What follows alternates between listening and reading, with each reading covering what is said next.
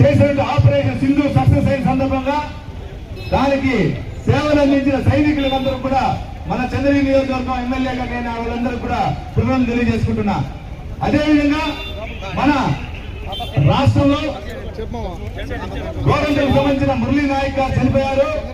ఆయన కుటుంబానికి కూడా మన రాష్ట్ర ప్రభుత్వం తరఫున మన ముఖ్యమంత్రి గారు, డిప్యూటీ ముఖ్యమంత్రి గారు, ఐటీ శాఖ మంత్రి నారా లోకేష్ బాబు గారు కూడా కలిసి వాళ్ళకి చేయాల్సిందని కూడా చేసి దేశ సైనికులంటే ఏ విధంగా గౌరవం ఉందని కూడా నిరూపించుకోవడం జరిగింది.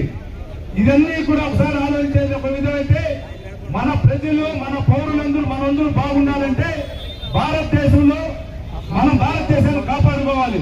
దాన్ని ప్రతి ఒక్క ప్రజలు కూడా భాగస్వామై మతాల అతీతంగా ఈరోజు ముస్లిం సోదరులు, క్రిస్టియన్ సోదరులు, అన్ని హిందూ సోదరులు అందరూ ఈరోజు ఏకత్వంలో భిన్నత్వంగా మనం అందరూ ప్రవర్తిస్తూ ముందుకెళ్తున్నాం.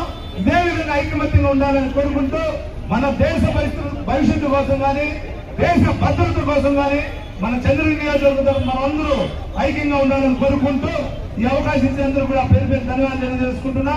వందే